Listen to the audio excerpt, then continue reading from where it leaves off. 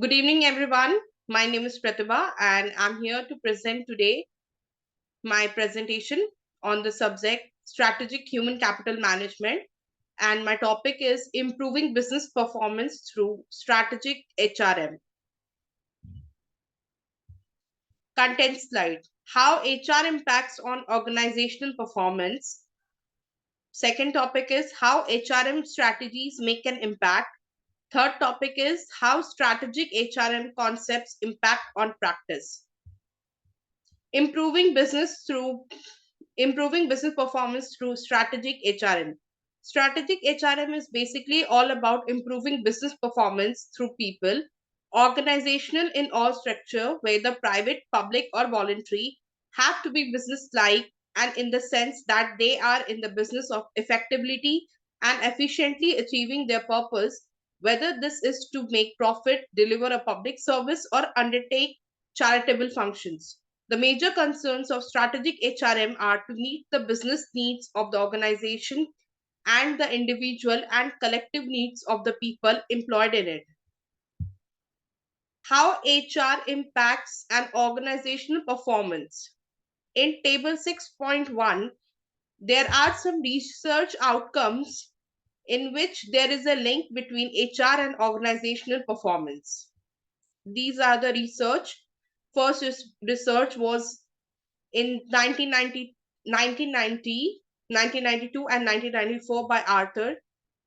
Basically, the method was used by collecting 30 US strip mills used to assess the impact on labor efficiency and scrap rate by reference to the existence of their high commitment strategy or a control strategy.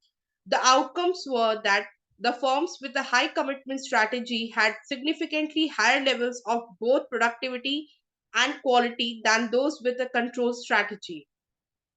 During the year 1995, Russell Lead analyzed also explained the method in which the analysis of the responses of 968 US firms to a questionnaire exploring the use of high performance work practices, the development of synergies between them, and the alignment of these practices with the competitive strategy.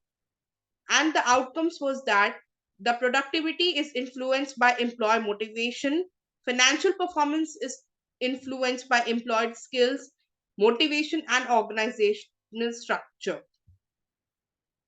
Not only this, they also put it and research on an index HR systems in which 740 firms was created to indicate the degree to which each firm adopted a high performance work systems.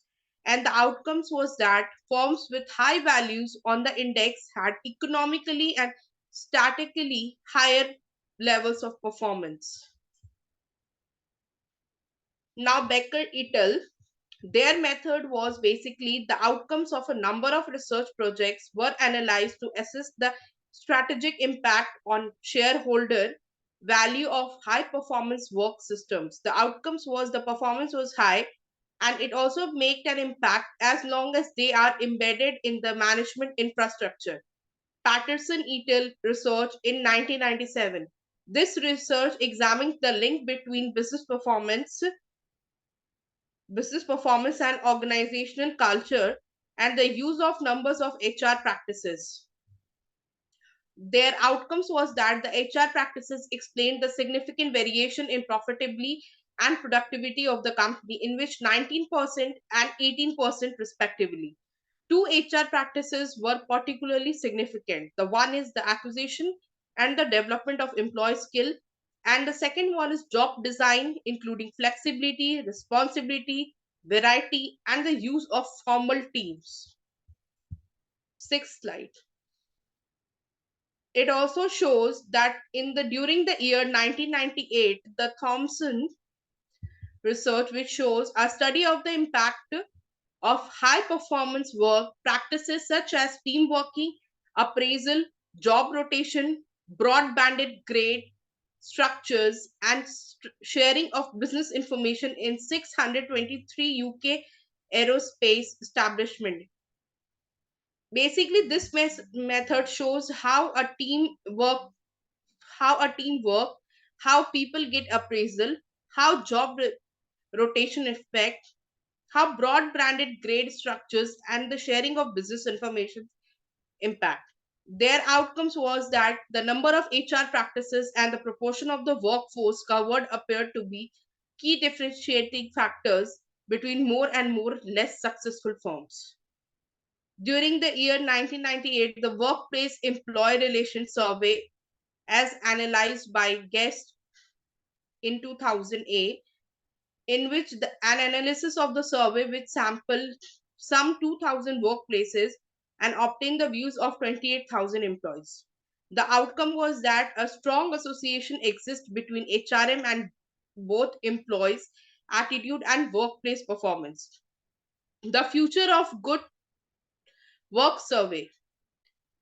The survey covered 835 private sector organizations, and interviews were carried out with 610 HR professionals and 462 chief executive. And the outcomes shows a greater use of HR practices is also associated with higher level of employee commitment with contribution and is in turn linked to higher levels of productivity quality of services. Now, how HR also impact organizational performance, which is continued. A commitment strategy. Basically, a commitment strategy is a strategy as described by Walton in 1985 that promotes mutuality between employers and employees. A control strategy, as described by Walton in 1985, one in which the aim is to establish order, exercise control, and achieve efficiency in the application of the workforce, but where employees do not have a voice except through their unions. High performance work system. This aim, these aim to impact on performance through people by the use of such practices as rigorous recruitment and selection procedures, extensive and relevant training and management development activities, incentive pay systems, and performance management process.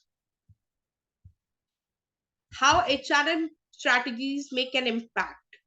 Modern link between HRM and performance.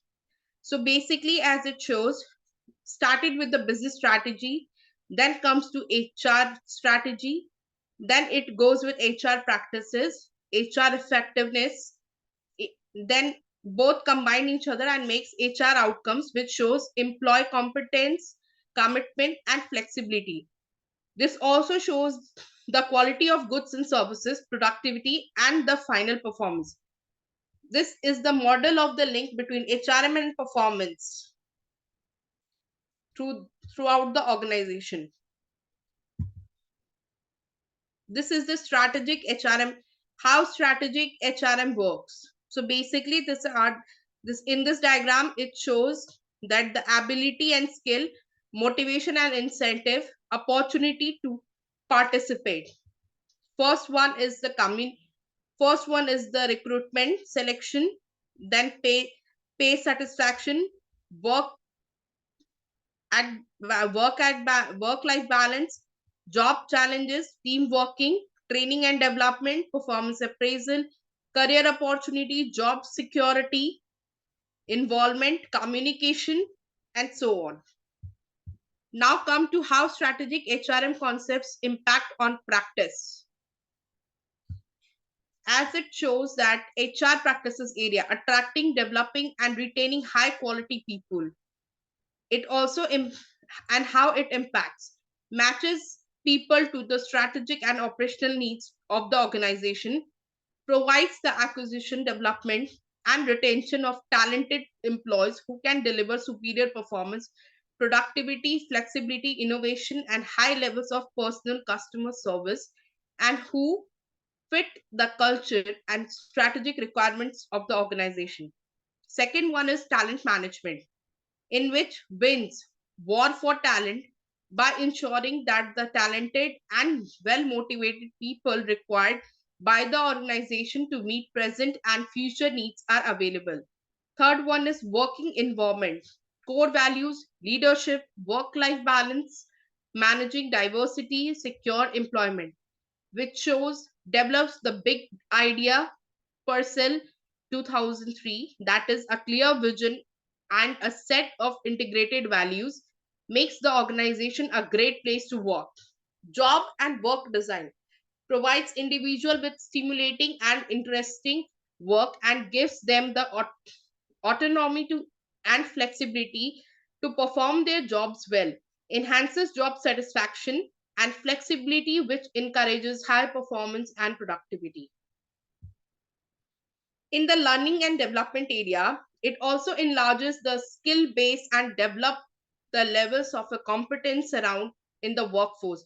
It also encourages discriminatory learning, which happens when individuals actively seek to acquire the knowledge and skills that promote the organizational objectives. It also develops a climate of learning and a growth medium in which self-managed learning as well as coaching, mentoring, and training flourish.